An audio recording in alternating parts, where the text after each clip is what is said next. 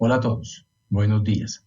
Hemos escogido este tema de actualidad y que genera muchas controversias e incertidumbre por el desconocimiento, pero con el paso del tiempo en la actual pandemia se ha ido construyendo poco a poco un mejor conocimiento para ofrecerle a nuestros pacientes las mejores decisiones basadas en la mejor evidencia científica disponible. Esta es mi manifestación de conflicto de intereses.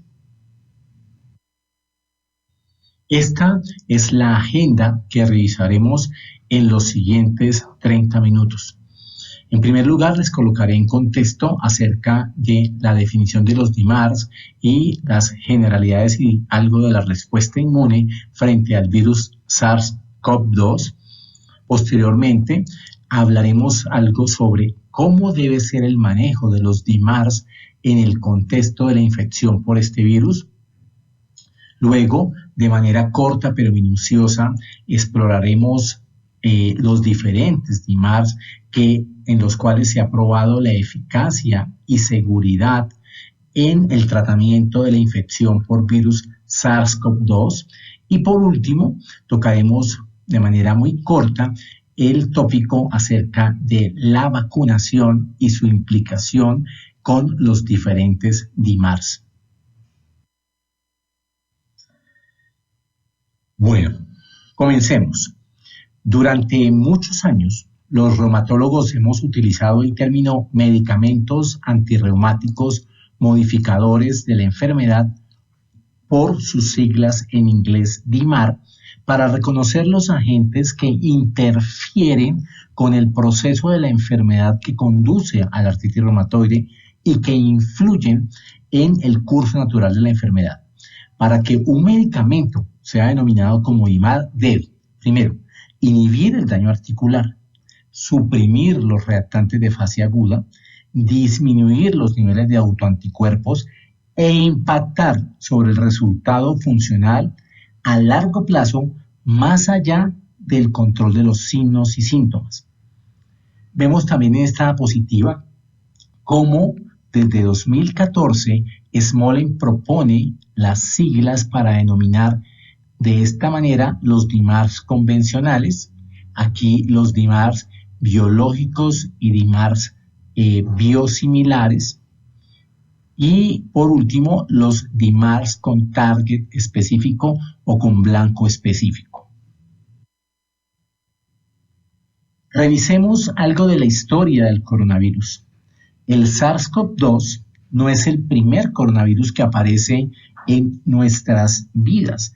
El primero de ellos se descubrió hace casi 60 años. Veamos, por ejemplo, específicamente el que se denominó SARS-CoV. Este originó la epidemia del síndrome respiratorio agudo grave. Fue descubierto en noviembre del 2002 en la provincia de Cantón, China.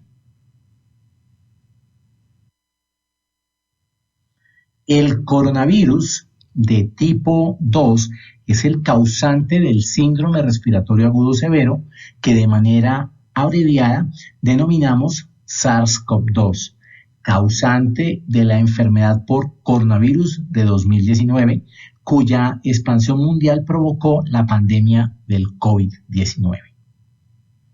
Como todos sabemos, se aisló por primera vez en Wuhan, China.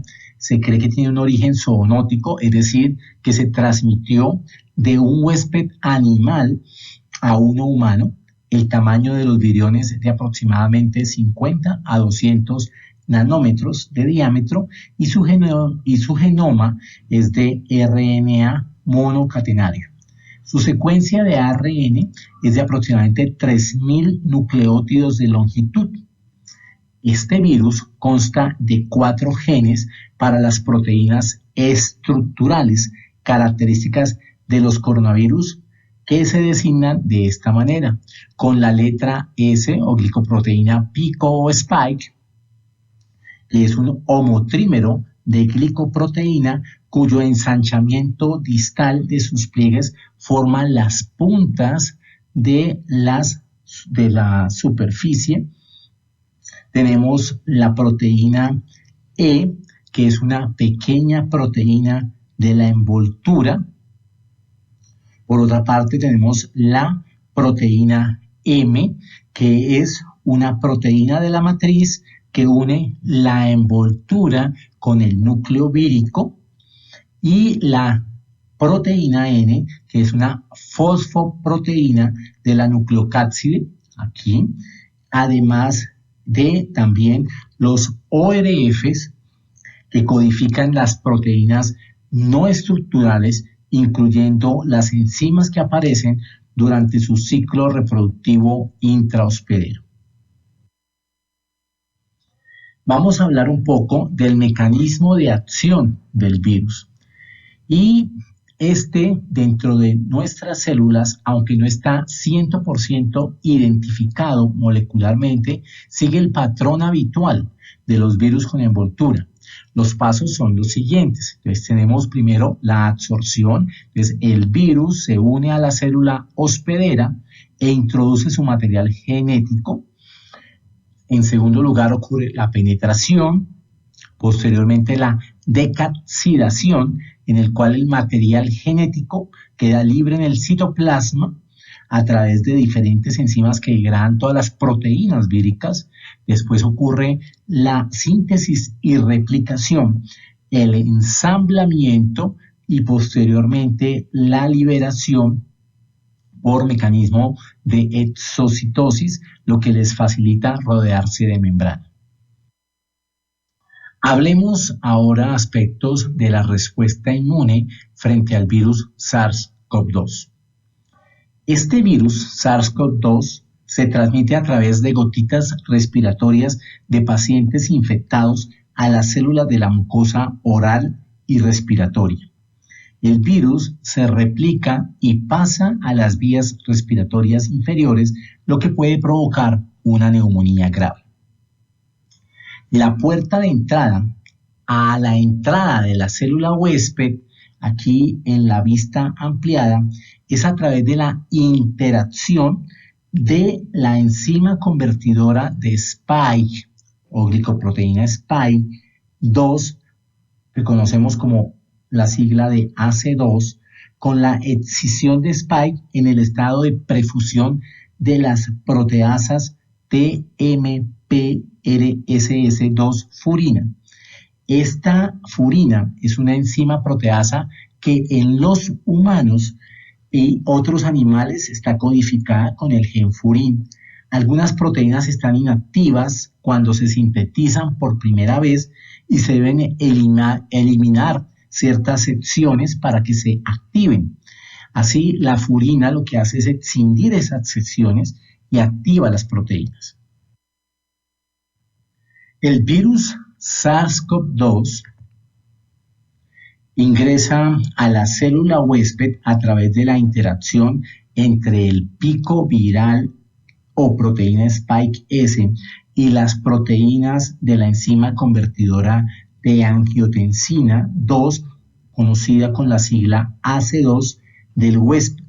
Después de la replicación y liberación de las células huésped, un subconjunto del virus es engullido y digerido por las células presentadoras de antígeno como macrófagos o células dendríticas. Los antígenos fragmentados del SARS-CoV-2 se presentarán a las células T auxiliares, que a su vez interactuarán y activarán lo que son las células B.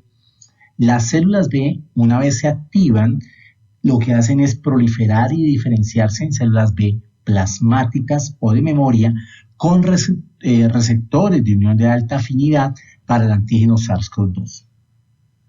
Las células plasmáticas, ellas secretan sus receptores específicos del SARS-CoV-2 en forma de anticuerpos IgG, IgM, IgA, y esa ocurre después la neutralización mediada por anticuerpos, y esta ocurre cuando los anticuerpos específicos del SARS-CoV-2 se unen a esos antígenos virales y evitan la interacción del virus y la entrada a las células huésped.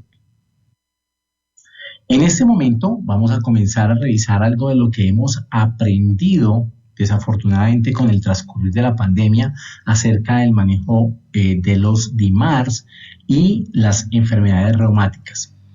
En este reporte corto pero completo, publicado en Nature Review Rheumatology, evidenciamos cómo pacientes con artritis reumatoide, lupus eritematoso sistémico o psoriasis, analizados como un grupo combinado, podrían tener un riesgo ligeramente mayor de muerte por COVID-19 en comparación con aquellos pacientes que no presentan estas enfermedades.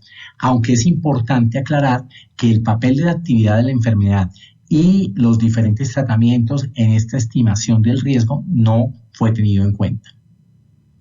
Por otra parte, también hemos visto cómo el tratamiento con inhibidores de citoquinas y particularmente los TNF podrían reducir el riesgo de infección por SARS-CoV-2, aunque los mecanismos de ese efecto protector no está claro. Y como tercer punto importante, vemos cómo el uso crónico de esteroides a unas dosis moderadas o altas, generalmente entonces hablamos de más de 10 miligramos por día de prednisolona o su equivalente, se asocia con una mayor proporción de pacientes hospitalizados por COVID-19 grave. En este gráfico mostramos datos de 600 pacientes con enfermedades reumáticas del Registro Médico Internacional de la Alianza Global de Reumatología COVID-19, informado por un italiano, Gianfrancesco, y sus colaboradores. Es importante aquí ver cómo se realizó las asociaciones entre los diversos factores y las probabilidades de hospitalización se estimaron mediante una regresión logística ajustada multivariable y podemos ver cómo los, factores de riesgo clásicos se evidencian claramente implicados, entre ellos la edad mayor de 65 años, los pacientes hipertensos con enfermedad pulmonar, con diabetes, etc. También podemos ver cómo algunos antirreumáticos y específicamente pacientes con anti-TNF tienen alguna protección, pero muchas preguntas sobre COVID-19 en pacientes con enfermedades reumáticas siguen no teniendo respuesta y por esto se requieren muchos más estudios y observación, desafortunadamente, con los pacientes que consiguen tener la infección por este virus. En este momento comenzaremos a revisar cuál debe ser el manejo que debemos darle a nuestros pacientes que toman medicamentos antirreumáticos para estas enfermedades, teniendo en cuenta si están o no infectados por el virus SARS-CoV-2. Y empecemos con los AINES. Nuestros pacientes que requieren este manejo se puede continuar su uso. En los pacientes que reciben corticoides de manera crónica, debe usarse la dosis más baja posible para controlar la enfermedad independiente de la exposición o el estado de infección. En presencia de la infección por SARS-CoV-2, no se deben suspender abruptamente y deben ser mantenidos siempre ajustando la dosis. Y para el caso de la colchicina, nuestros pacientes que la reciben crónicamente pueden continuar con su tratamiento. Ahora, ¿cuál es el manejo que debemos dar a la inmunoglobulina en nuestros pacientes con enfermedades autoinmunes que logran infectarse por el virus del SARS-CoV-2? Entonces, en este caso, continuar el tratamiento incluso ante la sospecha o la confirmación de portar el virus. Aquí vamos a revisar cómo debe ser el manejo de los DIMARS convencionales, algunos inmunosupresores, y estamos refiriéndonos entonces a, por ejemplo, micofenolato mofetil y los DIMARS con blanco específico. Aquí en particular hablamos de los anti-JAK en los pacientes cuando adquieren o no la infección por el virus SARS-CoV-2. En el caso de que el paciente no tenga evidencia de infección, no se deben suspender ni cambiar estos medicamentos. Para el caso de que un paciente tenga un contacto estrecho, pero que se encuentre asintomático, lo que debemos hacer es postergar la aplicación de la siguiente dosis del medicamento hasta tanto no tenga una prueba de alta especificidad negativa. En el paciente con sospecha o confirmación de la infección por el virus, debe suspenderse inmediatamente la medicación, excepto para el caso de los antimaláricos, o sea, cloroquina e hidroxicloroquina. Y no debe reiniciarse hasta que se controle la infección y no haya riesgo de recaída por el virus u otras infecciones. Y siempre debemos evaluar el riesgo-beneficio y preferiblemente, desde que sea disponible, la compañía, ojalá del infectólogo. Ahora revisemos cómo debe ser ese manejo en el caso del uso de terapias biológicas. Para el paciente que tiene una sospecha o confirmación de la infección por el SARS-CoV-2, entonces en los cuadros leves debemos tener un común acuerdo con el médico y aplazar la aplicación de la siguiente dosis de la medicación hasta que se considere que esta infección esté controlada sin riesgo de complicaciones. Y este periodo puede oscilar entre 30 y 45 días después de haber adquirido la infección. Para el caso de los cuadros graves o críticos, entonces se debe suspender el medicamento inmediatamente y no reiniciar la terapia hasta que se controle completamente la infección y no haya recaída por el virus u otras infecciones. Y como ya hemos dicho previamente, entonces evaluar el riesgo-beneficio de su reinicio y preferiblemente desde que esté disponible en conjunto con un infectólogo. En caso de estas terapias biológicas, pero en el paciente que se encuentre asintomático, no debemos ni suspender ni cambiar la medicación.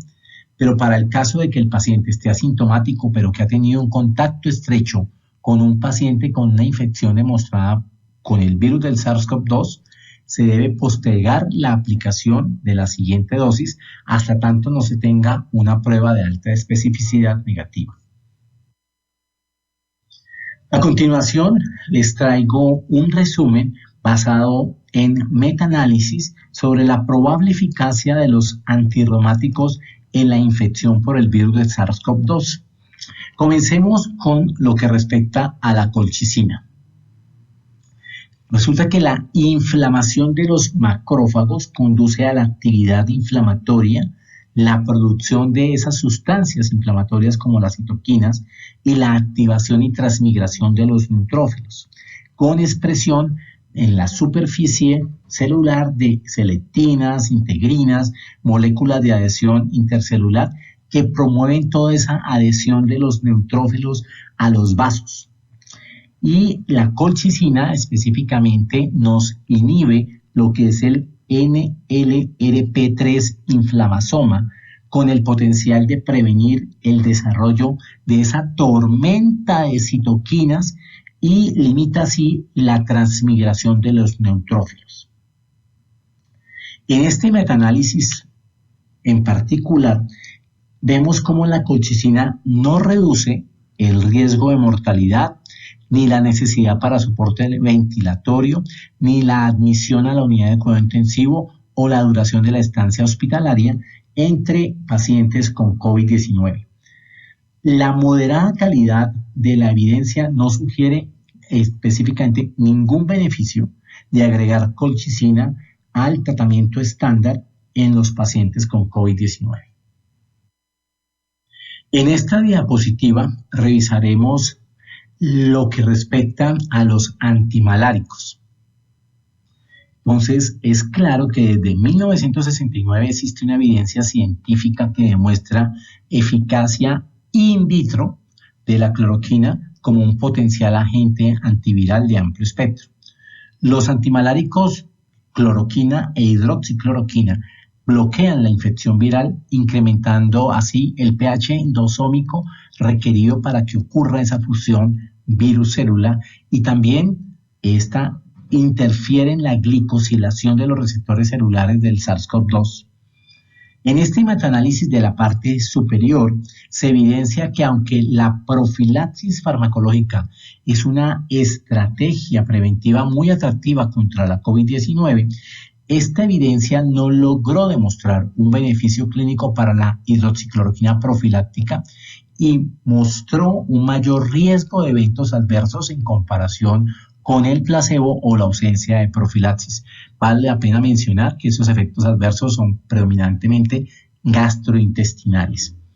En este otro metaanálisis de la parte inferior, entonces la evidencia disponible basada en los resultados de unos estudios clínicos aleatorizados ciego controlados con placebo, no se mostró beneficio clínico alguno de la hidroxicloroquina como profilaxis y tratamiento pre y posexposición de pacientes, tanto no hospitalizados como hospitalizados con COVID-19.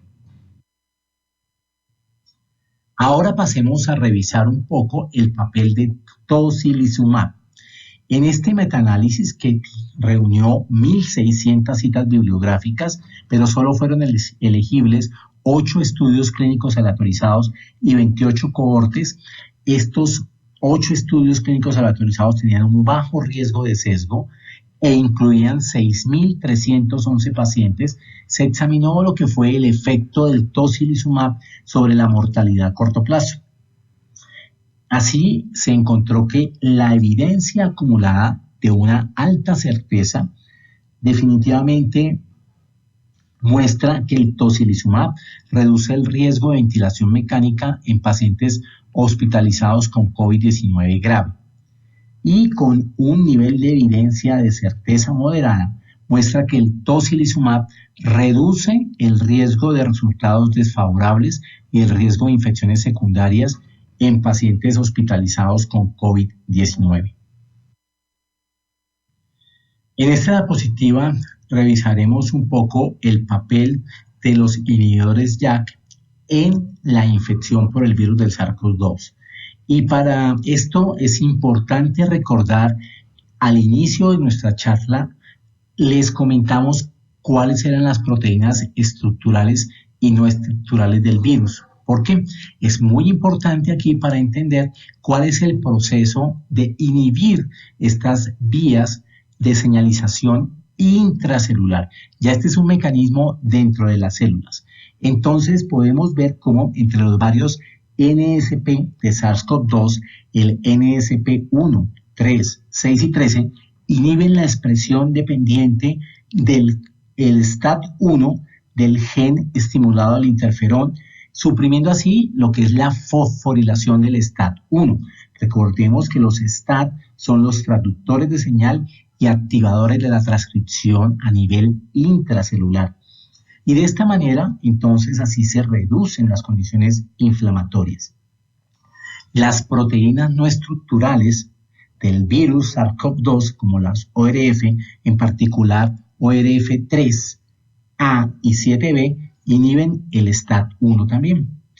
El NSP3, 6 y 13 también inhiben la fosforilación del STAT2 junto con otras proteínas no estructurales como el ORF7A y 7B. Entre las proteínas estructurales del virus SARS-CoV-2 también se ha demostrado que la proteína N inhibe la cascada inflamatoria mediada por la vía del interferón tipo 1, impidiendo así la fosforilación y el paso nuclear de STAT1 y STAT2, lo que quiere decir que no se puede replicar a nivel del núcleo esta traducción. Ahora, les traje aquí los resultados de este metaanálisis. Es un metaanálisis en el cual se incluyeron 14 estudios con 4.363 pacientes con COVID-19 y en particular les traigo este forest plot que demuestra la asociación de la administración de los inhibidores JAK con la tasa de mortalidad. Y aquí podemos concluir cómo estos inhibidores JAK tal vez proporcionen efectos ventajosos sobre los resultados en pacientes con COVID-19 y puede administrarse durante 1 a 2 semanas de la enfermedad para optimizar los efectos beneficiosos en detener esa respuesta inmune exagerada que tenemos en los pacientes que consiguen COVID-19. Aquí tenemos este metaanálisis en red en el que se evaluó la eficacia y seguridad ya no de una sola clase de estos medicamentos, sino de varios inmunomoduladores en pacientes con COVID-19. Como conocemos en la metaanálisis en red, lo que hacemos es jerarquizar las diferentes intervenciones. Entonces, aquí tenemos de manera ordenada los medicamentos por probabilidad de ser los mejores tratamientos en términos de efectos combinados sobre los riesgos de mortalidad y ventilación mecánica invasiva para esta gráfica.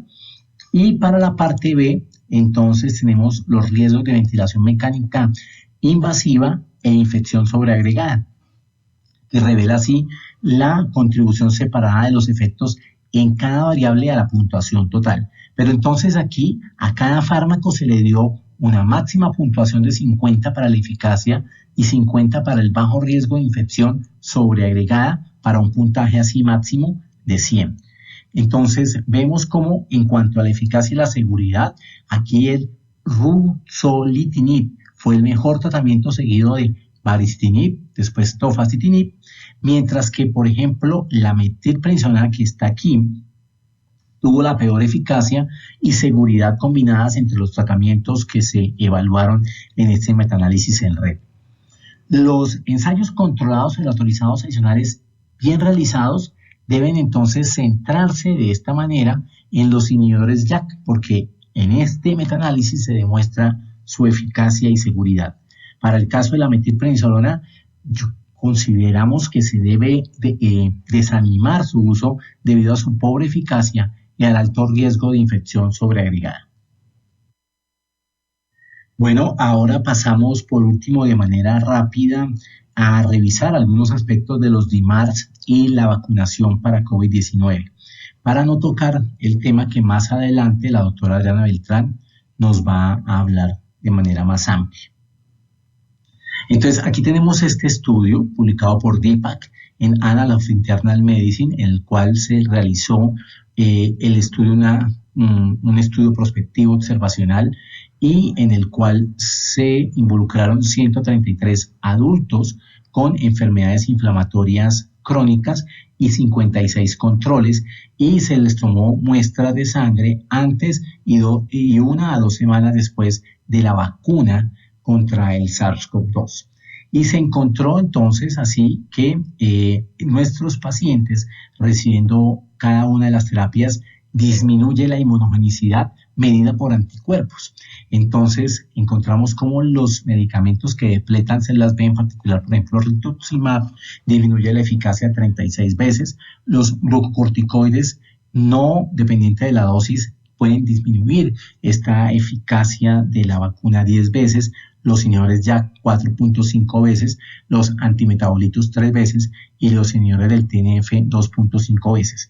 Pero aquí tenemos limitaciones en este estudio, y es que incluyen la incapacidad de ajustar por confusión y el uso concomitante de múltiples terapias inmunosupresoras debido a pequeños tamaños de muestra en muchos subgrupos. Pero también es importante resaltar que en algún momento no podemos esclarecer si es per se la enfermedad subyacente o las terapias inmunosupresoras individuales las que conducen a esa disminución de la inmunogenicidad de la vacuna.